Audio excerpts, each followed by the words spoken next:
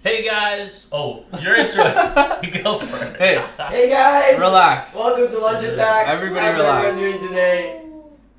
Who's introing? Okay. Jesse's intro. Welcome back There you go. to Lunch Attack, people at home. We're so glad you're here. What's Lunch Attack? Don't listen to what these guys are saying. That was the official welcome. Welcome, guys. We hope you're staying my cool. welcome was the official one. I hope you're staying cool. We hope you're staying healthy. We're just gonna pray before we jump in, and we'll talk about what we're eating. Sounds good. And let's pray. God, thanks so much for bringing us back together for Lunch Attack. I pray for our time today, for all the people at home, and for the food. Thanks for providing all these things. In your son's name, amen. Amen. Welcome back. We got Shuli here over there on the PC. What's up? We got Benson, aka Big Ben, aka Ben Sanity, aka B. My name is Jesse, aka Alex Rager in the chat. We're glad you're here with us today. How is everybody at home doing? Let us know in the chat. Let us know what you're having for lunch. Let us know what you're having for lunch. What are we having for lunch? We're having pan-fried pork chops with green beans, spicy green beans. Nice, man. Spicy green beans. I like that. I like adding red peppers to green beans. To the green beans. Spicy. Adds a Change the game another up. dimension. I love green beans. Green beans is great. Yeah. That's great. Oh, you could really see the difference in the camera quality. Yeah. Wow. Yeah. Katie's saying today it's a big salad. Nadia, what are you eating today? Also, let me know what is the best way to message you. I tried texting you, but I guess I had the wrong number. So today on Lunch Attack, we're thinking about different things to do. And one of the unique things that I would say is more for you two and a little bit for me is that I don't know. We're talking. Sheila and I were talking about this yesterday. Would you consider yourself artists? An artist? Yeah, an artist. Mm-hmm. Yeah. Why would you consider yourself an artist? We're having this conversation yesterday around the lunch table. Mm-hmm. Being an artist as opposed to like someone who does art. You know what I'm saying? Yeah. Mm-hmm. Yeah. Well, that's a big question. I think everybody has artistic talent and natural artistic ability, whether they know it or not. Mm-hmm. You know, some people have spent time figuring out what it is and experimenting, and some people are just more naturally interested in the arts than others are, I think. Some people don't really care too much about it, or they're more focused on different things. But I think everybody has the potential to be an artist. Mm-hmm. I think it's just a matter of cultivating those talents, recognizing them, doing what you love, finding an art form that you love. Nice. By the way, true story. I made a bit of a new mistake. Well, I made a couple of mistakes today for lunch. Still turned out good. But the green beans, as I was pouring the red peppers, I definitely poured way too heavy. So I had to kind of like wash them off. And then poured some like a lighter coat on, but still pretty good. Oh yeah. Yeah. It's actually spicier than usual. Oh yeah. Yeah. No, can I tell right actually away. no, but like I actually tried to make it spicy this time as opposed to like just sprinkling in there. Yeah. Nadia said she's having spaghetti for lunch. That's Nice. awesome. Shirley, what do you think about this like artists versus people who do art thing? Do you think Artists there's a versus difference? people who do art. I think that I think I mentioned this yesterday, but I follow Taika Waititi a lot. Right? I think he's brilliant, and he had this TED talk about being a creative and creativity. Right?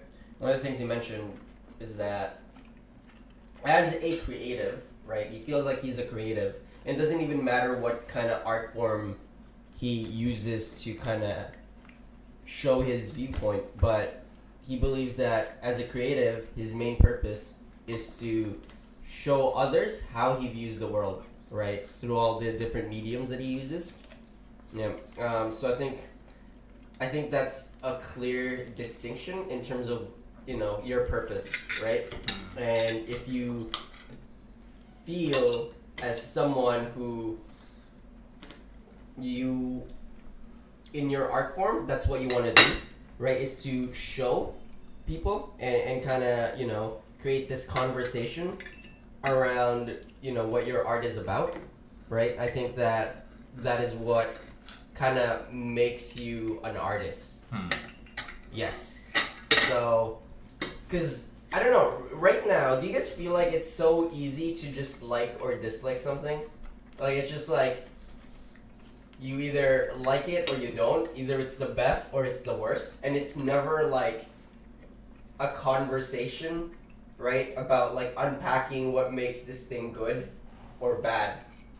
You know? I think social media has really kind of pushed that a bit too forward. Yeah. So I think that great art, and if you're an artist, you're trying to create that conversation, right? It's much bigger than, oh, this is the best thing ever. You know, this is the best piece of work, or this is the worst piece of work, right? It's actually kind of trying to show a viewpoint and engage your audience into that conversation. So, those are my quick thoughts. Yeah, I can see what you mean about how social media gets involved, and I think that I think a lot of social media and art forms today are, like, I think of a lot of music, and I think of a lot of stuff like that. Like, a lot of it is youth. It's like a youth led, like, I think a youth led culture, with particularly like if I think of rap music. Yeah. And other forms of art too. But I noticed that, like, when you go online and you're looking at new, trending stuff, there's kind of, it's almost like a flavor of the month. Each month it's like, this is the hot thing, this is the hot artist, this is the new thing that you should like, and then this is why you shouldn't like last month's as much, this is why this is better, this guy is better, or whatever. And it seems like it's I noticed that too, where it's like, almost like the masses are on social media are kind of saying, like, this is what you should focus on right now, this is what's hot, this deserves your attention, that doesn't deserve your attention as much. And I think you do kind of get that kind of hierarchy of, like, what's better, what's good, and what's not.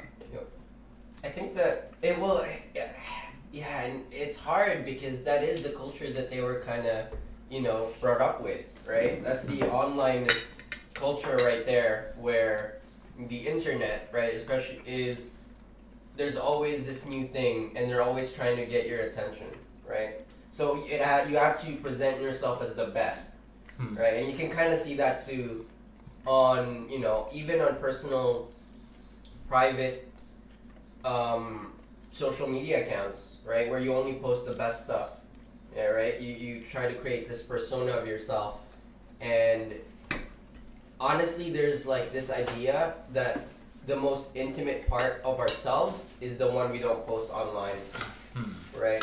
Because, the ones that we do post, it's like, that's our everyday kind of thing of like trying to look perfect. And the ones that actually means a lot to us are the ones we now kind of don't share online, because it's such a saturated market. So it's the one that we have in those conversations with people in real life, right? I think that it shows a lot about what you truly care about. So it sounds like, do you feel that pull as an artist? Sorry? The whole, like, social media, it needs to be the best. Yeah. Like, do you feel that as an artist? Like, do you, like, when you're sharing your art, or when you think about what you're writing, or, like, you guys mostly do poetry. Yeah. Right. Yeah. Jesse does more spoken word poetry. Yeah. Right. I think most definitely. I think that's why it was such a cool hearing Taika Waititi be like, as a creative, my job is to show other people how I view the world, right? And create that conversation. So it becomes about kind of sharing that rather than trying to come up with, the latest banger, right? The best, like, piece that you've ever written. Right. So I think for a long time I did feel that way. I did feel like, my next poem, the next thing I write, better be better than any other poem that I've written thus far, or else I'm not really, like, improving or getting anywhere. So I think it's only very recently that I'm like, no, it doesn't have to be. And, like, my poems can just be, how I see the world, and, letting others kind of into that and engaging in that in a lot of ways. So at least that's how I feel about it. Yeah, I think in terms of like, because now art and social media are so closely, like social media is now like the medium Yeah. where a lot of people Yeah. receive their art Yeah, for sure. from, be it Pinterest or Instagram or SoundCloud or YouTube or whatever. But I think because it's such a because social media itself naturally, even without the aspect of art, is super competitive. Super competitive. It's people trying to outdo each other all the time, or do what they did but better, turn it up to the next level. So I think in terms of art, you have to, if social media is that medium, which a lot of times it naturally is, you have to do something eye-popping. You have to do something big. Yeah. You have to do something trendy. You have to do something that's maybe more crazy and more outrageous than what came before, and that's when I think a lot of times you get now, in a lot of different art forms, you get people that are more going just for shock value or just to surprise you or just to, appeal to maybe brands or appeal to an image as opposed to like the actual heart of the work itself. Wow. But it seems like it's, I guess artistry naturally is kind of a crab bucket type of system. But I think when you add it to social media, it's extreme because it's just a matter of posting something. So there's so much access. So much access, and it's so it's very, very competitive. Yeah. And another thing is because the way social media has trained us to be is that you're getting new stuff almost every day. Yeah. So what was really hot this one week, in a week, is kind of washed up already. Or it's kind of like cheesy. Yeah. Because you got this new, better version, right? So it's this huge like flux, constantly, I think, with social media and that's and I think when with a lot of art forms kind of being youth led.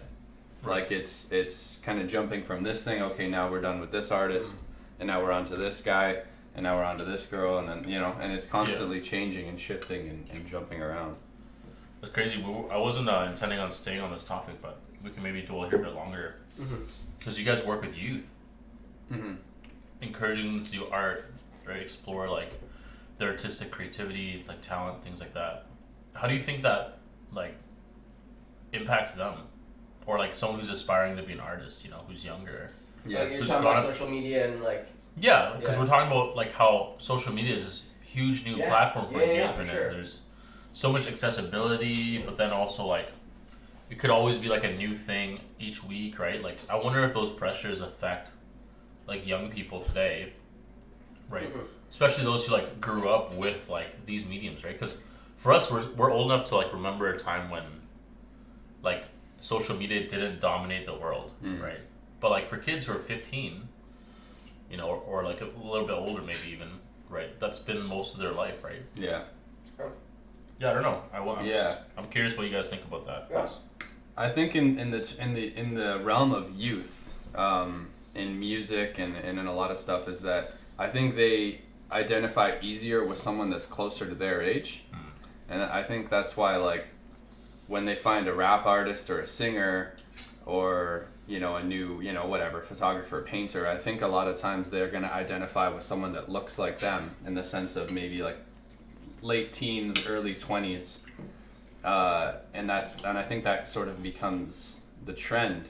It is kind of like these younger representing their kind of generation. Yeah, like maybe like Billie Eilish. Like Billie Eilish, she's like 18, right? 19. Yeah, someone like that, like younger. Because I was watching a podcast the other day, and it was one of my favorite rappers, and he's 32, maybe 33, and he already considers himself to be washed, and washed is like the term for just washed up. Right. Yeah. And even though in reality he's not, and he's really talented. But within his realm, which is rap, so I'm speaking specifically about that, he's like, it's such a youth-led culture that by the time you're 30, they don't really identify with you the same way they did when you were 20. And so Good point. He kind of embraced it and he made a song called Washed, where he's like in a laundromat, you know what I mean? He's filming out of a washing machine or something. And he kind of just talks about how he was that like flavor of the month, you know what I mean? And now he kind of watches everybody else kind of take it and take it. But yeah, I noticed that like with youth is that I think they identify with other youth artists, you know, gamers or people that are kind of immersed in that youth culture. Yeah. Yeah, for sure. I do think that. Yeah, I could just imagine that people who are aspiring youth artists, right, would probably be dealing with overexposure and, you know, constantly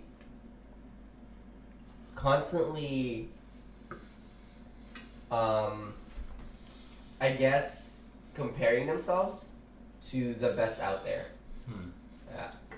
Just because of how quickly information travels and we have access to so many things. Because even as, you know, when I first started doing spoken word, I would do that to the people who I was like, my peers, right? Other spoken word poets, right? And I would just do that naturally. Yeah. But now, with, you know, the rise of the internet and you have so much access to all these, you know, work that it is amazing, right? And that's why a lot of people, you know, kind of flock to them and watch and consume them. But it's also so easy to just like watch something and be like, man, I wish I did that, or I wish I was that good, right? And I think that might be a struggle. Right. I can't say for a fact because I'm not one. You know, I'm washed, as Jesse is saying. Well, Canadian according to the government of Canada, you know? you were still a youth.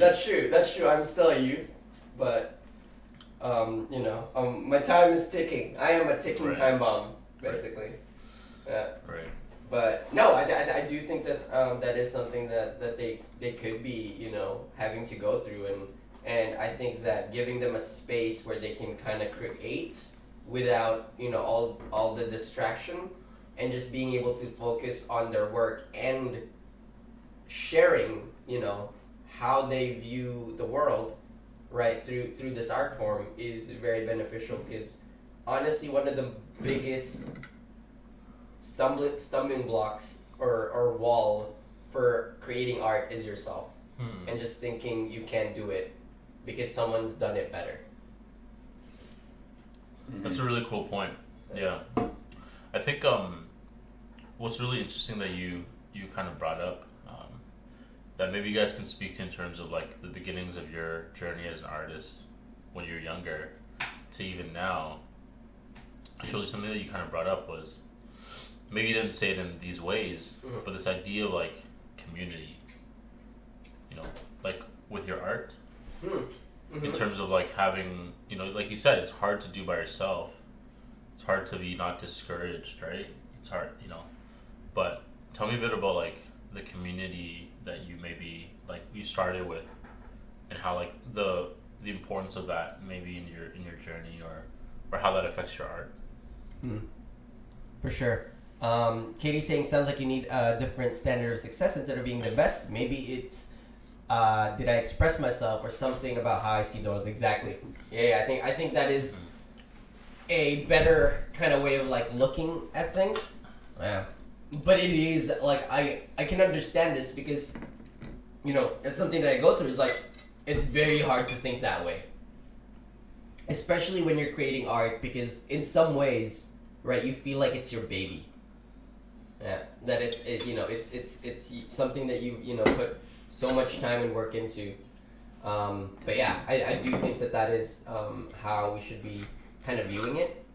Yeah, and I think in a lot of ways that's also like kind of releasing or like letting go of your ego, right? And being like, this is who I am and this is, you know, what I'm bringing. Yeah, and not like I have to bring my best. Yeah. Yeah, I think because the mainstream, I think, kind of messes the perspective up a lot for new beginning artists, because if you don't really know much about the scene, or if you just are really immersed in the mainstream, then a lot of times I think, especially when you're younger, you're gonna kind of believe what you're being told. And like if people are saying that this artist is the best artist, you're gonna believe that they are. Defo. Without actually even analyzing their work or figuring out why, you're gonna believe Drake is right at the top. You know what I mean? Right. For example. And I think that can create a lot of tension, because then you're gonna automatically be comparing yourself to someone you don't even know. Maybe you don't even know their music or their art. You're nothing like them as a person, like you're not a part of that scene. But now they become the standard, and that's another, I think, kind of sort of dangerous thing about the mainstream, is that sometimes, you know, it is rightfully deserved, and who is the most popular and the most famous deserves to be there. And other times it's more of a hype thing, I think, especially amongst youth. And it's like, this person is the best right now. This is the hottest rapper right now. And the only reason they're at the top is because they're new. Yeah. And they're fresh, not because they're extremely unique or they're revolutionizing the game. You know what I mean? I think Right. so that's a dangerous thing about the mainstream, is that you're going to be seeing and hearing lots of certain people. Yeah. And you might just accept, okay, they're number one, they're the best, I can't be like them, I don't sound like them, and therefore I shouldn't try. You know, I should just give up, right? Because I'm never going to be like X and X and X, right? Yeah. We'll pin the community question, because Katie has It's all another good. question here. We'll It's all keep good. that It's tacked all on. We haven't tackled that yet, but That's all good. It's all good. This is all really good. yeah. Katie's saying that's another thing with social media. How do you even find your own voice when there's so many other voices to be influenced by? Yeah, it's a big question, because I think it all kind of depends on how much you want to be heard, like how much of a drive you have for people to hear you, and how much you're gonna push and share and promote what you're saying, or what your art is, if it's poetry or drawing or painting or whatever, right? And I think, but finding your own voice comes before sharing and before doing, and that could be really, really hard when everything is so diluted into, there's this person and this person and this person, and they're at the top and they're gonna stay there. They're like the Mount Rushmore, you know, and you're never, no matter what you do, you're never gonna get to that level. You can only hope to be something like them or have a sliver of what they have, you know. And I think, but beforehand, I think it's really, really tough even establishing that. And I think you can't get too consumed with social media and with what they're saying in order to develop your own voice. I think not like cut it off and don't use social media, but you can't. I think you have to really work on being an individual first and foremost. For sure. And that might mean not following too much, or not being too concerned with how other people are doing it or what this person looks like. Or another thing is trying to sound like that person or look like that person. You kind of have to be more concerned about. Well, I think in the beginning, like, at least in my experience, or I've talked to a couple of people, like, in the beginning, you know, imitation is sort of like what you do when you don't really know, right? You kind of imitate. But then as you, kind of what you're saying is a really mature thing, right? It's a maturing as an artist, is actually coming out of imitation and then, like, finding your own style, your own voice, your own sound, your own whatever, right? And then being confident in that, right? But I think that's kind of what, part of what we've been talking about, is how, like, sometimes it seems like if we just imitate what's good, you know, or what's quote unquote popular, then it'll get us popular or seen as good. And sometimes people can, like, fall into that trap of just imitating and never going down that route of exploring who they are themselves. Because I wonder if part of it is, we're getting pretty philosophical now, but I wonder if part of it is, you know, also trying to get a PhD. Yeah, I'll get it. But the idea of, like, you know, if they reject this style, they're rejecting that style, right? Like, let's say they like let's say, is it called trap? Trap music. Yeah, trap music, right? Let's say I'm in trap music, right? Yeah. Well, if they don't like my trap music, maybe they just don't like it. Mm-hmm. Whereas if it's like my music, then now they actually just don't like me. Yeah. Mhm. Yeah. You know what I'm saying? Becomes more personal. Yeah. Yeah. Or it's the same, right? It's just like, well, if they like I know this one guy, this friend of mine, who kind of makes music a little bit, right? He's on like SoundCloud and doing all that stuff, and yeah, his music is like an imitation of Mm-hmm. Drake or whoever, and it's like very similar, right? But that once again doesn't really set you apart. Yeah. You might find some minor success, but that doesn't really set you apart. Yeah. Mhm. I think you actually bring up some really good points there. I agree, especially with the whole, it's like, oh, they don't like trap, and then the question of like, or maybe they don't like me, right? Yeah.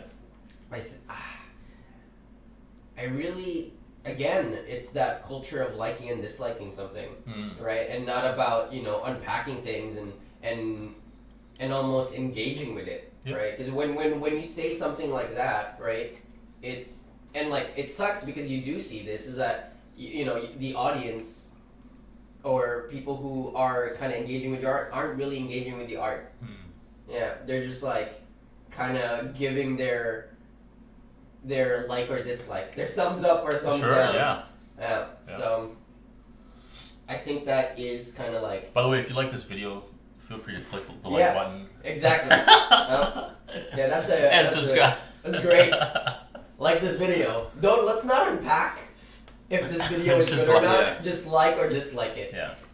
Yeah. Let's keep it that way. Keep it simple, But no, yeah, I think those are some really, really cool points. Man, that's crazy.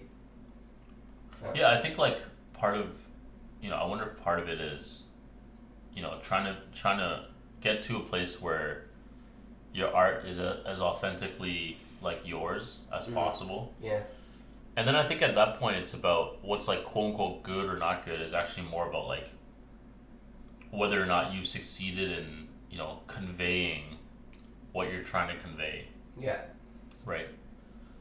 Because like you could be and then in that way it's interesting, right? Maybe art's a lot about communication. Mm-hmm.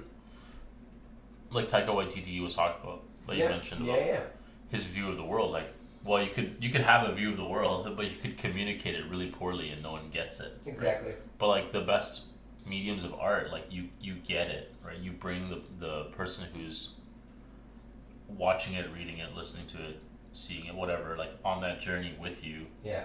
And you actually are able to get them to that point, where you're trying to lead them. Yeah. Right. So.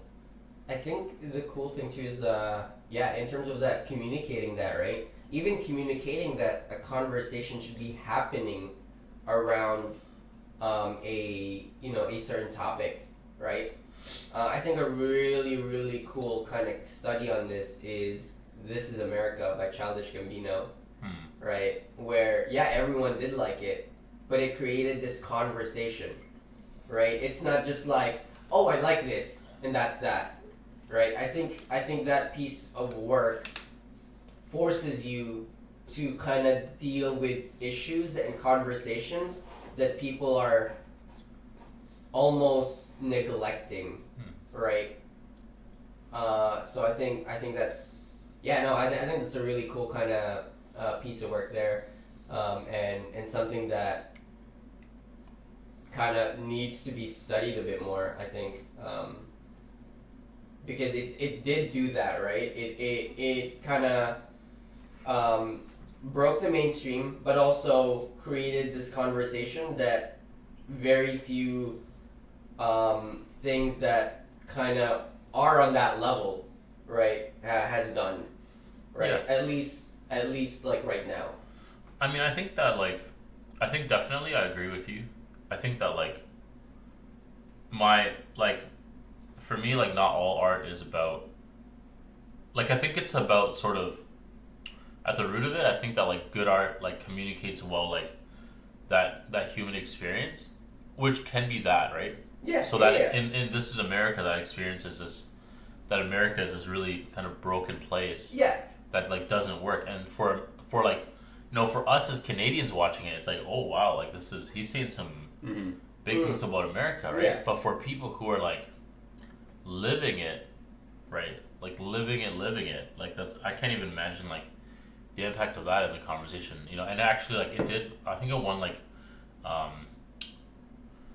whatever, what's the Grammys? Yeah, one of the Grammys, and actually they like, it was brought to, forward, and they kind of talked about it a bit. I think Jamie Foxx talked about it. But also, like, it's interesting, like, other art, like, let's use, like, a silly example is, like, Adele, right? So she comes out with this, like, song, like, Hello or whatever, and it, like, tops the charts, right? Yeah. And I think in that point, it's not so much like a wider social, like, she's not trying to bring a social. Oh yeah, for sure. I'm not saying like art should be like like a social. No, I'm saying both is like, I think that's what I'm saying. But at the root, both are like this human experience, right? Yeah. All I'm saying, yeah. Mm-hmm. I'm not disagreeing with you. Yeah. No, I just like, I don't want to be misunderstood. I'm not saying that like, No, I know. like the conversation is created because it's like a social thing. Yeah. Right? It's more the engagement on the art form after, everything is said and done. Right? Right. So like, let's say like with Adele's like song, Sure. Yeah. right? Like you are engaging in that, right? It's not more of like a social thing, right? It is a more personal thing, Yeah. right? But you're still engaging in it, Yeah, right? for Which sure. makes it good. Yeah. So I think another person I think of was like Banksy. You know who Oh, Banksy is? yeah. Banksy? Banksy, sorry. Yeah, not or Bank. the artist? Bank. Yeah. Bank. From like France or whatever? Yeah. Yeah, French, yeah. Really interesting, like, like he kind of just goes around making art, and It's like he does a social commentary. the idea of the conversation is huge. Yeah. Yeah, his art, like, it was so funny because I think he started as like a street artist. Yeah. So he does like graffiti art, Mm-hmm. but he does this like really high form of graffiti art. Yeah. And I think like 2 years ago, his art was actually on display at the AGO, which is pretty cool. Yeah. Katie's saying sometimes art can make you uncomfortable. True. One of my favorite academic articles ever makes the argument that art and science actually have the same purpose, to communicate truth. That's awesome. Yeah, I think so. Yeah. I think so. Yeah. I think another like art form that's similar in a way is like comedy, like stand-up comedy. Oh man. And because it's very much a commentary a lot of times. Yeah. And I think of Dave Chappelle, who has a really interesting story because he had the biggest show in the world, and they offered him a contract of, I think it was like $50 million to like change his show. Wow. And to do it their way, because his show was, he wanted to do it his way and they wanted to do it their way, and he said he walked away from it, and he moved to Africa. Wow. And like found spirituality and did all these things, and then came back 10 years later, but because he left at the top, he just came back, and he actually got a deal from Netflix for $100 million. Wow. And then he did like 3 or 4 specials, and he's very much doing like a commentary of like, not, you understand why I left, and essentially trying to protect his uniqueness and right. Not in simple terms like sell out, because he does do very much like like This Is America is a lot like a commentary too, of course, on the way things are, and he kind of talks about that. And I think in that realm of like stand-up comedy, that's an art where you really need to have your finger on the pulse of like what's true and what isn't, and what matters to people and what doesn't, or what should matter and what doesn't. And I think he does a really good job of kind of navigating that and being real in that sense. Is that like not to like put it like on a pedestal in terms of other ways art is presented, but is there an argument for that is like the one of the higher forms of art and purposes is when you're engaging socially, in terms of like a bigger conversation narrative, as opposed to something that is like more personal. Well, I think it adds a lot more depth Mm-hmm. when you do it, and I think people know it. Like when the viewer sees a piece of art, whatever it may be, and they're able to identify underlying truths, I think it makes that experience a lot more powerful, as opposed to just maybe something just being aesthetically pleasing Mm-hmm. or entertaining. I think a lot of times people are able to identify when there is an underlying truth or a social thing that kind of pulls on them Mm-hmm. and makes them kind of maybe be introspective. Well, I think that's where like the idea of social truth versus, I don't know if, like for me, I don't know if they're like social truth and personal truth. I think are different in some ways, but I think also like powerful art can hit us personally, right? Yeah. Like when we talk about like loss or being heartbroken or pain, suffering, right? Like like Linkin Park, who was one of the greatest bands of our generation. I think part of what made them so successful was that everyone like resonated with sort of their music about like brokenness and about pain and stuff like Being that, angry. right? And I don't right as opposed to like Rage Against the Machine, Yeah. which was this band that was all about social issues and whatever, right? Yeah. So I think like both are probably like just as important. There could be like an argument though, and I'm not saying Sure. this is like the Yeah. but that because that is the kind of culture of that time, right? And it's such a shared experience during that generation, right? That it created more of a social impact because of it, right? Do you understand what I'm saying? Yeah, I guess like for example, Because sorry, right now, if they release their songs now, it would make less of an impact than when they released it. Well, I think that the brilliance of a group like, let's say, Linkin Park, and actually the generation before them, I would argue, was Nirvana, right? Is that they captured the voice of a generation, right? Yeah. So their art is actually timely. Yeah, for right? sure.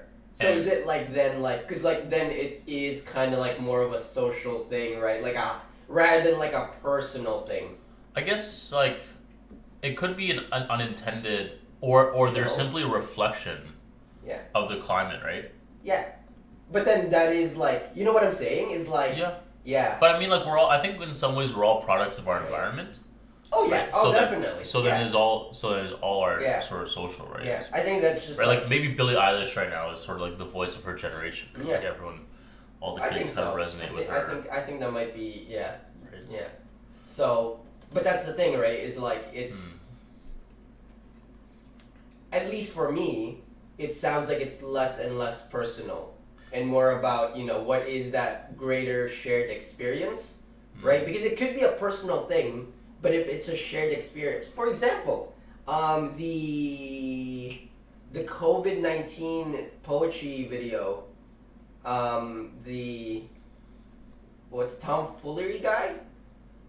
I haven't seen it. Yeah, he there's this thing that went viral, and it's this poem about just like about COVID-19 and like because it's such a shared experience, it's kind of more elevated and more because it's timely, right? Yeah. Even though it could be more of like a personal thing, right? Yeah, I think another example is like when Barack Obama became president, for like when he was first elected. Like that was just a very hot topic. That kind of change in equality, and I think at that time a lot of artists, a lot of musicians made a lot of music about that, and I think a lot of different writers and stuff did too. And I think it does have to do with time. Yeah.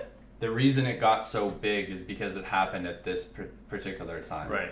And like how Shuli said, if they were to try to recreate that, it might not have the same effect because we're not necessarily in the same place. So you think of Rage Against the Machine, and you think of they were Linkin very Park, specific. or Pink Floyd even before for Rage sure. Against the Machine. Yeah. Like they were saying stuff that they weren't allowing them to like publicize because Right. it was so for that time Yeah, it was just so so crazy. Yeah. Which now you'd see that if you went on Facebook for like 5 minutes, you know what I mean? Like it's become so normal now.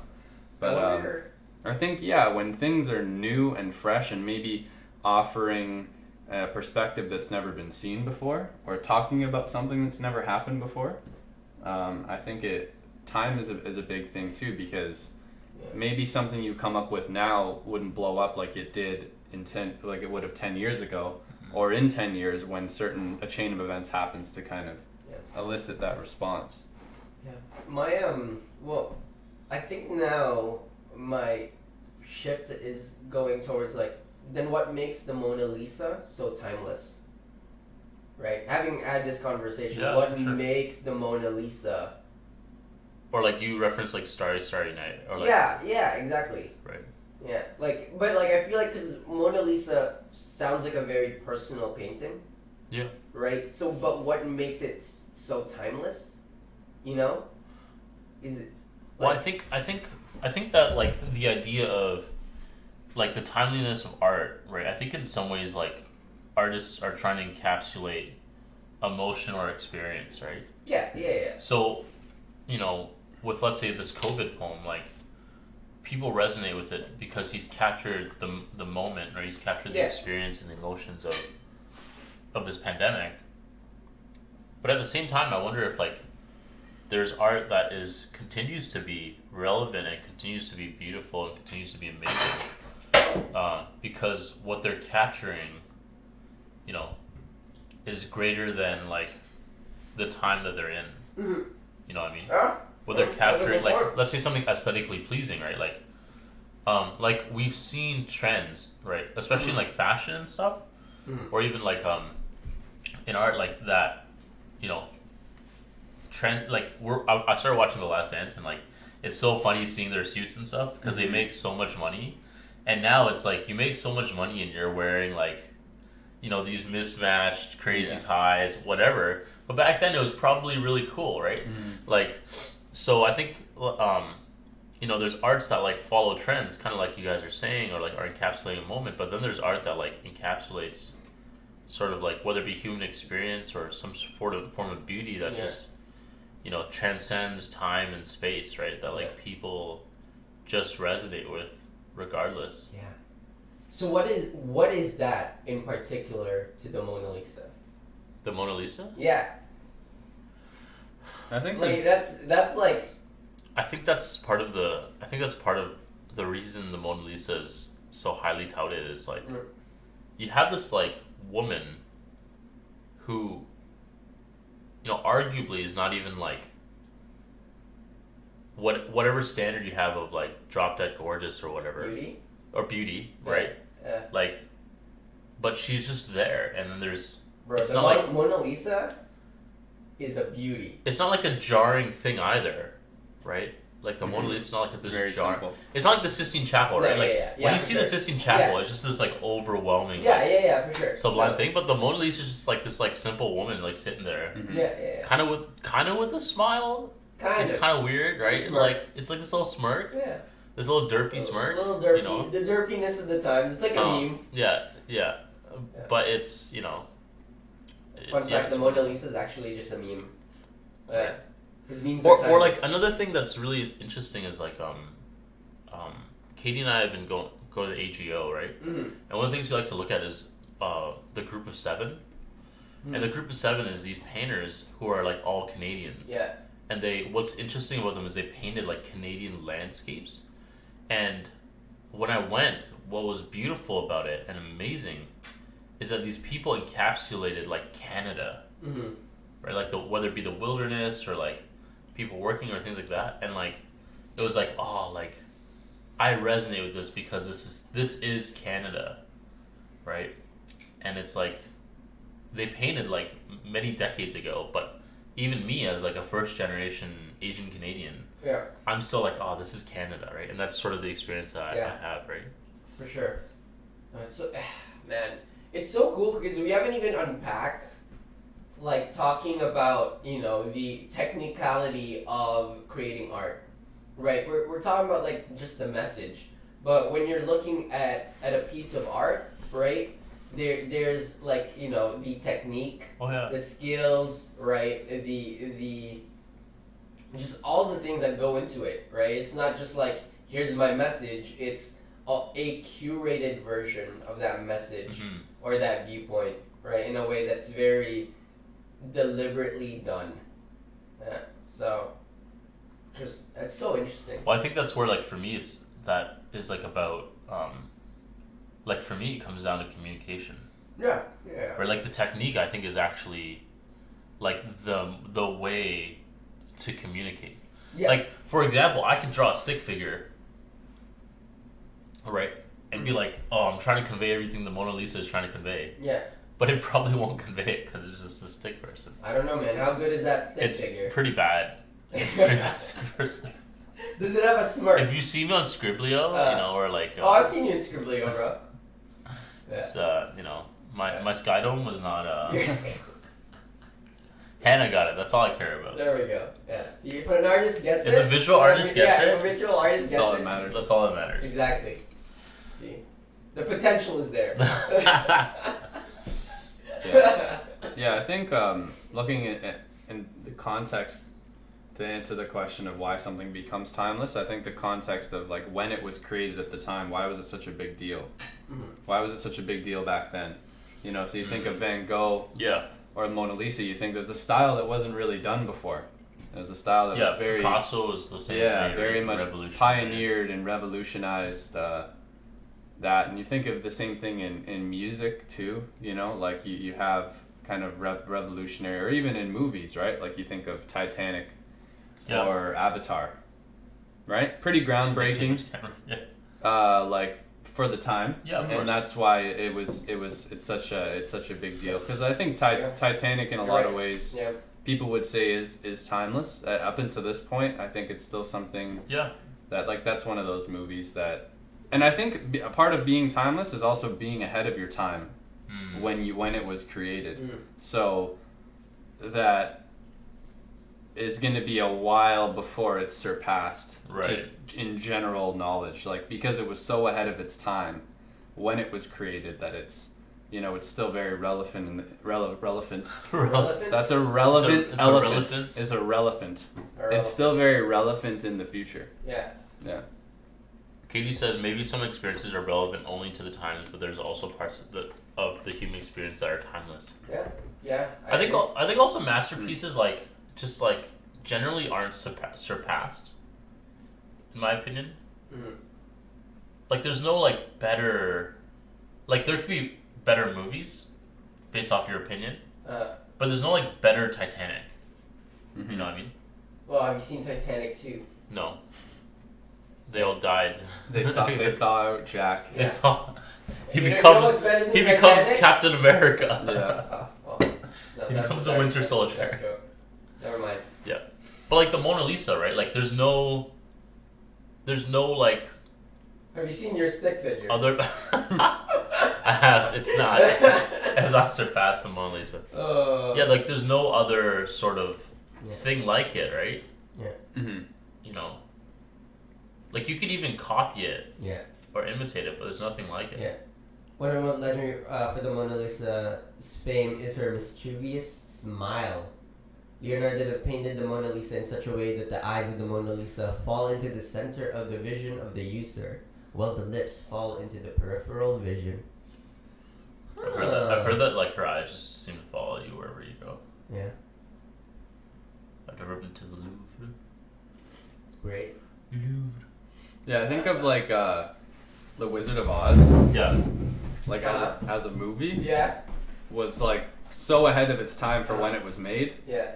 That I think it kind of breaks into that timeless category, because you're able to appreciate it when you're able to put yourself into that context and be like, wow, this was made in whatever year, you know, and how it started off black and white and then became color, and it's very interesting how they kind of use those tools, I think, a lot for the first time. Yeah. But yeah, like a lot of stuff, it just seems like it's you know, ahead of its time and then maybe doesn't get the proper appreciation until much later. Yeah. Much like Van Gogh or I think the Matrix. Shakespeare. The Matrix is another movie that I think is like pretty timeless. Yeah, I would think so. Yeah, Shakespeare. Yeah. Interesting. That's great. Yeah, no, Shakespeare. Katie, it's a small painting when you actually see it in person. Wow. I haven't seen it in person, but I've seen the stick figure in person. Have you? So yeah. Bro, I haven't even drawn it yet. Bro. You see it in my mind's eye. Yeah. You should express this. We wanna be able to see how you view this Right. stick figure, dude. It's gonna be great. Sorry. Oh, that was awesome, man.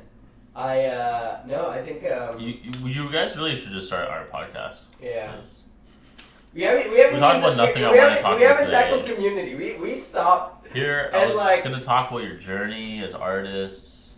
Yeah. We're talking about community. Yeah. All right. What was that community question again? In your 5 minutes, Yeah. how does community shape you? We haven't even talked about you guys personally as artists. Oh yeah, that's true. But it was this idea about like how does community shape like Like you your as art. artists or you as Yeah, art? Yeah. for Because sure. recently you're like, you and I have been talking about how like, oh, it's so nice to have like other artists to bounce ideas off of. Or I know Yeah. like Jesse, like you write a lot with like collaboratively, sort of with other people, and Mhm. you share. I think a lot of it does have to do with this idea of like encouraging one another. Yeah. Like, other artists making it better, like bouncing ideas off of, Yeah. collaborating. Yeah. Fun fact. I believe Frankenstein was written because a group of writers were kind of just like, let's all write together, or like let's Yeah. all write like The Romantics, yeah. yeah. Yeah, Wordsworth, Blake. Yeah. So- it was a competition Yeah, it was a competition. to see who could make the most messed up story. Well, there was a lot more to it than that. Yeah. But yes. No, that was it. That was it. They were just like they were just hanging out, right, and be like, I bet you I can make a more messed up story Yeah, than Who you. can make it darker? Yeah. Yeah. And That's and terrible. the author was like, I remember she said after she wrote Frankenstein, she was like, I wish. Someone else won. Yeah. I wish someone else won this competition. It was like she surprised herself. Yeah. It was like, I wish I wrote something as half as dark as what I wrote, or something along those lines. Yeah. Like, and she was like a teenager when she wrote it. She's What? younger. Yeah. Well, like- people were educated differently back then. Yeah, Yes. she was very young when she wrote Yeah, it. our education systems. I'm sure it was a bit more than just the context. let's, Yes. I think I think what we need to do is to just see who can make the best stick figure. Right, turn it into a competition, and we'll basically see who can make the most Mona Lisa stick figure out of the three of us. Alright. Katie says there's another argument in sociology that all art/intelligence is actually collective, not individual, but we assign individual authors to pieces, like Tolkien, Lord of the Rings, when you can really separate it from the inklings. Interesting. That's awesome. I kind of want to read, Katie, the article that you mentioned about science and art, and the purpose of kind of conveying truth. Yeah. So. I think that something like what Sounds Katie was great. talking about that I was partially bringing up with the whole I love collective how, thing is. sorry. We haven't even talked about community. I know, We just. I keep we trying to just bring it back. sidetrack and it's like just- this community thing. Nobody Anyways, cares. keep going. My community doesn't care. No, but this idea that like in my experience, at least in the beginning, it's really hard to do art by yourself, Mhm. like in isolation. I find. I don't know. Yeah. Like at least like in the beginning until you really like hit your stride. But then even then, like maybe you go to isolation for a bit, but then you want to share it, right? For sure. I don't know, or like you want to refine it, so you share it with No, like people you know. Yeah, I do think you're right, and I do believe that when I was, here we go, the community aspect. Here we go. Alright, you have 1 happy? minute. You You have happy? 1 minute. I have a because- minute? 1 minute for Alright, so when I community. was doing spoken word a lot, I was traveling and stuff like that, but also I was engaged in, the spoken word community. Yep. So I would always be, either even hanging out, with other artists, talking with them, and just the nature of what I was doing. But in kind of being in that community, I'm exposed to so many other great artists, right? And I think that kind of propelled me to do better, to push myself, and to kind of understand what's going on in that scene, so that I'm able to not only like motivate myself, but to kind of find myself in it and find my voice, right? In a sea of like kind of other artists on other voices, right? Yeah, and it's so much easier to do that when you know these people and you're like engaging with them in natural ways in everyday life. So well, cool. they can become mentors too, right? Yeah. And like people who sort of like you really respect, who you share your art with. Yeah. I know, like I went to a conference for like music, and like I was super inspired by all the people there. Like I was in this workshop about songwriting. I was super inspired and got all these tips and came back and wrote a song. But yeah, lots more we could talk about that. But we haven't even scratched the surface. For today, I believe that's all the time we have. What? Yo, that's our best topic so far. Just putting it out there. Yeah, we've been chatting for an Tell hour. us if you liked it. By tell us, I mean Katie and Nadia. Yeah, thanks for joining us, guys. Yeah. Yeah, this was fun. You guys should just start our podcast. Bro, this is what goes on in my head every day, man. This is fun. Yeah. This is like...